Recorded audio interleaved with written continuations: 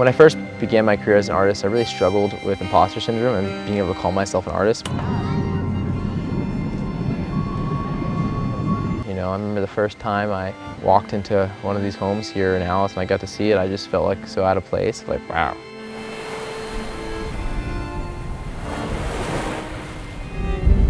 And I'm so grateful to say that now my career has transformed in this place. I'm so grateful to have so many incredible collectors who've supported me.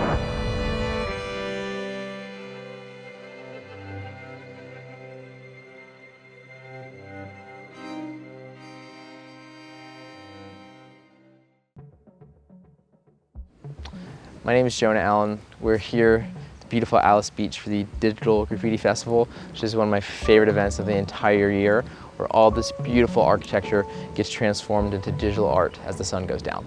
So this is my 5th year participating in Digital Graffiti, and over the years I've had so many incredible experiences.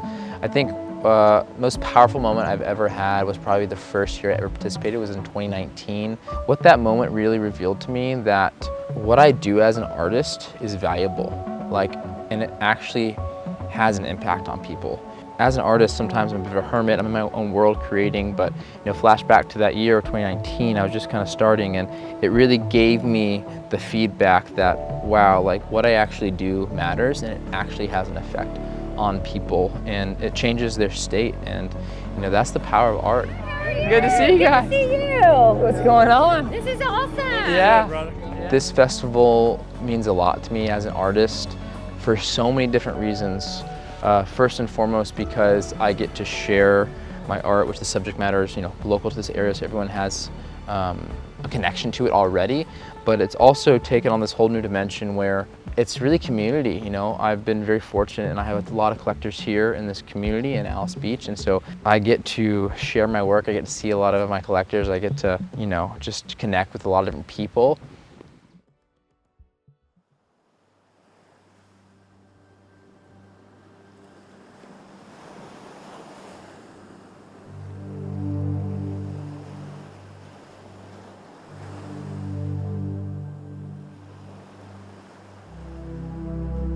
Super special about this festival is you have all this incredible architecture of Alice Beach, which is just like one of the most magnificent places in the entire world in terms of architecture, and it all gets turned into this digital art as the sun goes down.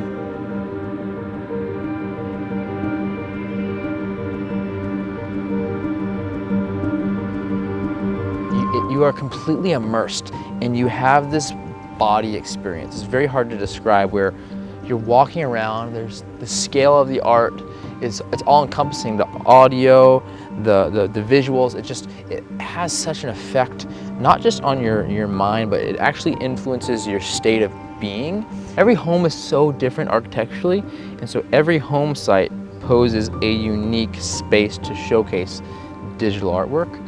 As a participant, it's just amazing to walk around and see all the art from all the artists who come here from all around the world.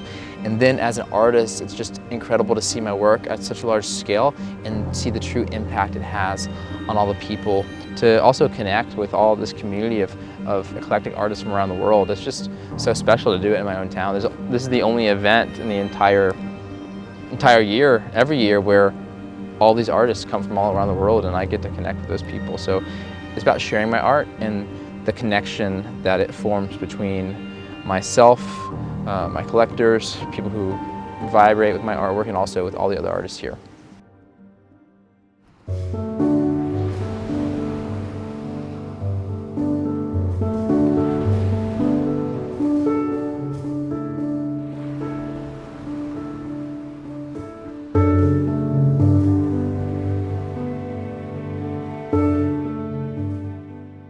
Honestly, creatively, every year has been a struggle for me here, because the type of artwork that I focus on making is not really the type of artwork that is allowed in this festival. So I'm a photographic artist and I make still images, but this festival is all about digital art, and typically that means movement, that means video, that means projection mapping, and that's not really something that I do. However, because of this festival, I started experimenting with different processes. So this festival has forced me to go outside my comfort zone, to grow as an artist, and to explore and experiment in different methods and processes.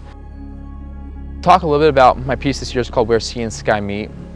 And that name is the exact name of a series that I worked on for about 2 years. And so basically what I did was I had a camera in a single location for about 1.5 years. And I had that camera controlled with a computer, which then I remoted into, and it took a photo every minute for over 1 year. So the result was I had this body of work of over 200,000 photographs to sift through. The composition was the same for every piece. It's where sea and sky meet. It's the horizon line. It's 50% sea, 50% sky, but what happens is they become these kind of abstract color studies because the tide, the wind, the swell, the light changes, then you get all these different colors. And so this year what I did was I took maybe 15 of those still images from the 200,000 and I animated them using some tools to make them feel like these just like calming loops to make you feel like you're right there in the ocean. And I placed this beautiful composition by one of my favorite artists that kind of makes you feel like it has the rhythm of a wave. And so those kind of two things merged makes you kind of just feel like you're right there in the ocean.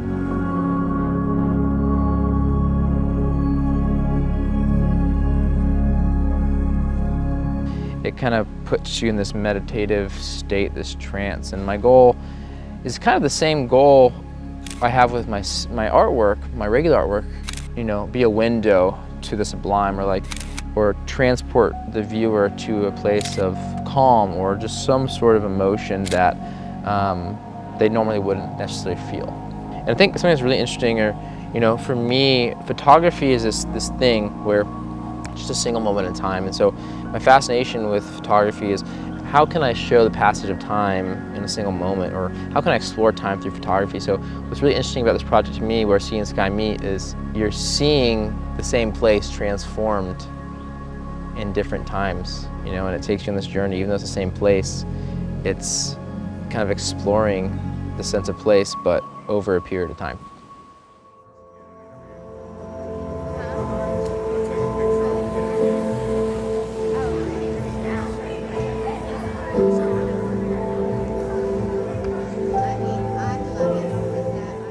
I think this festival really allows me to be a larger part of a creative ecosystem, in that there's artists from all around the world who come here. There's over 50 different pieces here in the festival, and I'm just one of them. And so I get to be exposed to all these other ideas and types of art.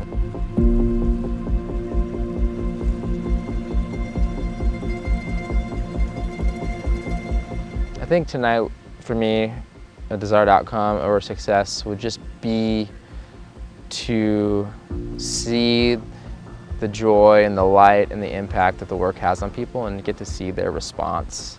That to me is what it's all about. I go through all this time and energy and create something. I partially create it for myself because I love the process, but then to see the impact it has on other people, it's a really fulfilling experience. And that's one of my favorite parts about this festival is actually, I'm attending and I get to see the impact that the work has on people in real time, and they might not even know I'm watching. So that's really special to kind of be a fly on the wall. I mean, yeah, to think that my art can live in somebody's memory and have them not know who I am, my name or anything, I think that's really special. Because I don't create art to make it about me. I create it so that it can have an impact, and if it has an impact on somebody, then the art has done its job. And also have the feedback, have people come up to me and just share their experience. That's really, really beautiful thing.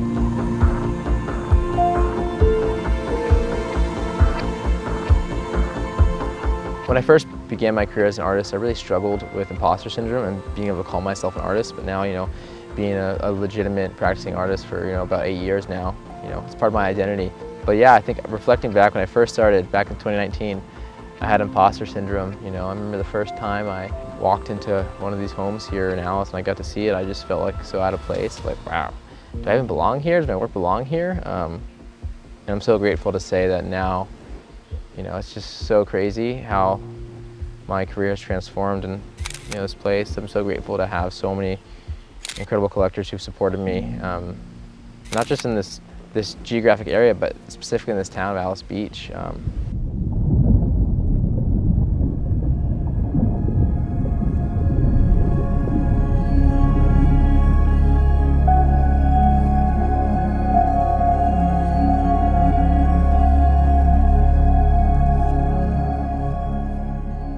think it's an honor to be, like, I look at where I am today and it's a privilege that I get to be an artist and I get to make art for a living and I get people collect my work, and I don't take that lightly. So, you know, I want to do my best to make the best work I can. What I do today and has kind of led me to where I am today. So I think this festival has been kind of an integral part to not just me as an artist, but me as a person. It's something that has really caused me to grow, I think, in a lot of ways. I think the world right now needs more connection. I think we live in such a divided time. If art can inspire us to just connect with one another as humans, I think we need more of that.